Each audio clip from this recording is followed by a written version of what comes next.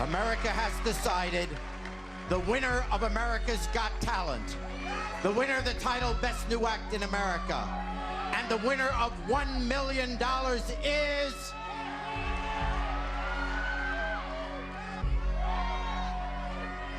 Terry Fator!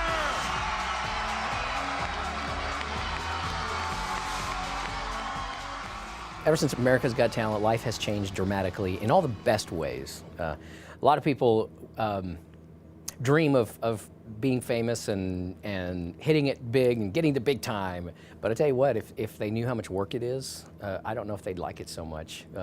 Me, I love it. I was always a hard worker anyway. Love doing it. So being busy is not a problem for me, but it's a blast. I love it. I love the fact that I'll be in an airport and somebody will come up to me and ask for a picture or an autograph. I dig it. This song is brought to you by the letter H and the number 13,782.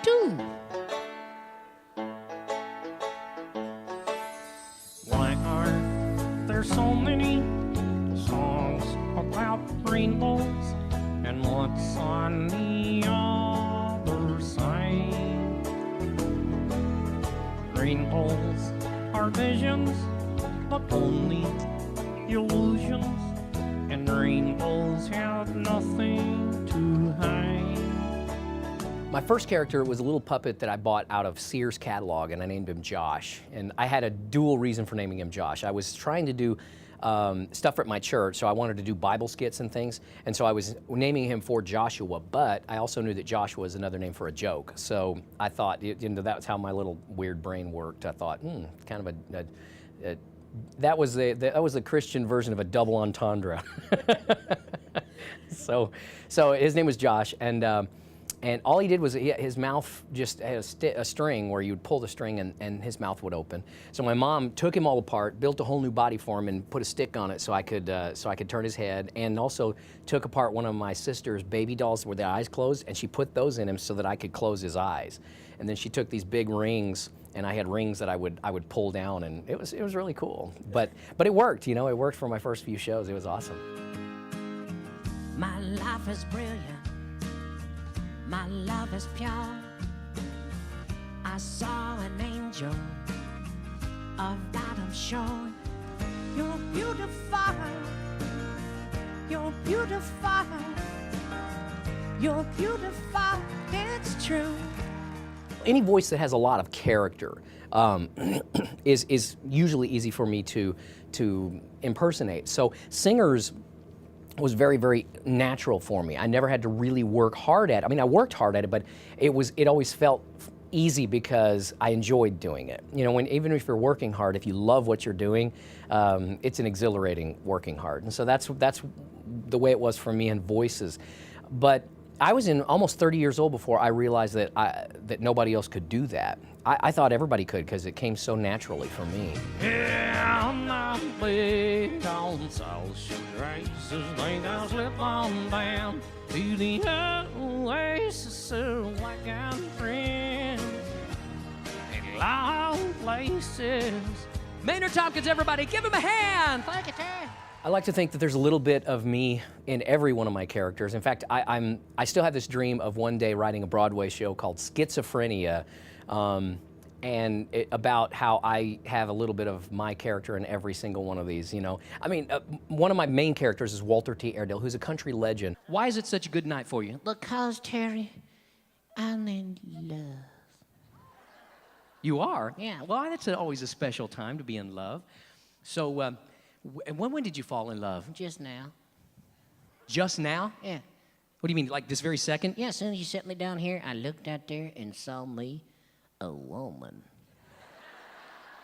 He flirts with women. I mean, shamelessly. If he's out, he's talking to women and he's saying, oh, how sexy they are and how beautiful they are. And I'm thinking, well, wouldn't all guys like to do that? But see, I can get away with it because it's him. So who's the lucky lady?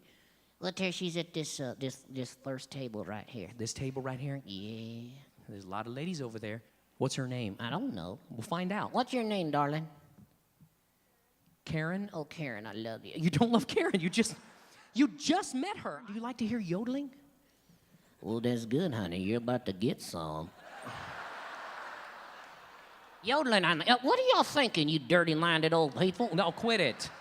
Julius is a character that, when I pull him out, if there's any black people in the audience, their first reaction is, "Oh no, you didn't."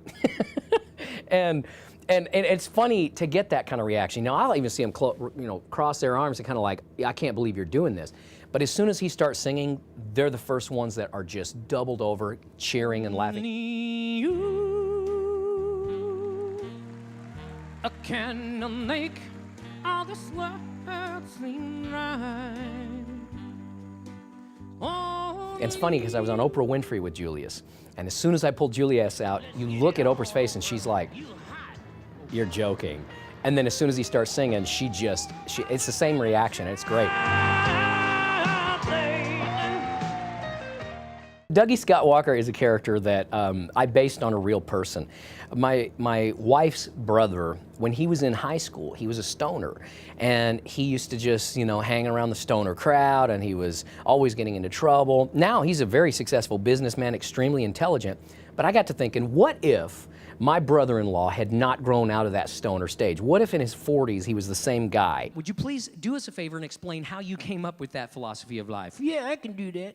Now, first of all, I look at it scientifically. First,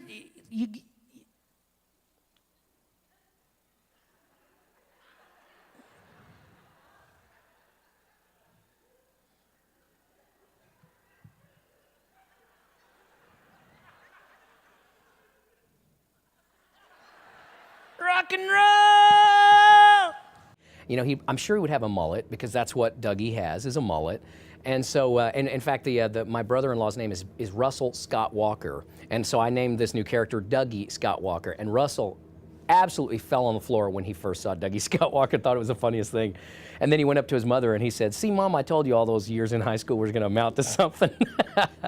So Dougie's a fun character, though. I just kind of got that thing of, what if you never grew out of that rock and roll stage? And that's who Dougie is. Childhood memories where everything was fresh as a bright blue sky. The folks that come to the Mohegan Sun really should come out because it's one of the very last times I'm going to be performing outside of Vegas for about 10 years. So, and another cool thing about it is they're going to get to see the debut of a lot of characters that I am writing especially for my Mirage gig. And by that time, I'm going to have them done and written and be performing them. And so people are going to get a chance to get a glimpse of some brand new characters that will have never before been seen. And that's exciting because that's at that point in the process, we're still kind of developing them. So if they want to see early on some of the characters that are going to be regulars at the Mirage, they need to come out. And of course, they're going to see the typical aspects of my show, and that is tons of impersonations of singers, lots of great comedy. I mean, people are so surprised that saw me on America's Got Talent at how funny my show is, because all I did on America's Got Talent was singing impressions through puppets. And that is a bulk of my show, but there is so much great comedy in the show too that it's something for everybody. You really have to come out and see it to experience I it. thought I'd start off by doing my theme song. You have a theme song? I do now. Since when have you had a theme song? Ever since I won America's Got Talent.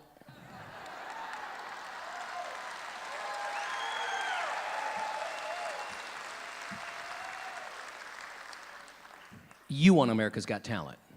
Well, duh. If it all went away tomorrow, I would just feel that I was so lucky to have been able to have accomplished what I have accomplished. Regardless of whether all of this lasts or not, which, I mean, nothing lasts forever, but I'm hoping I get at least a few years out of it. But one of my big goals was to be able to go down in history as one of the top ventriloquists. I wanted people to talk about my name when they talked about people like Edgar Bergen and Charlie McCarthy and Paul Winchell and Jerry Mahoney and Sherry Lewis and Lamb Chop, you know. So I'm hoping that happens, and I think I've almost gotten to the point where I've accomplished that, and so that was a huge goal of mine. But the good thing is I'm a hard worker.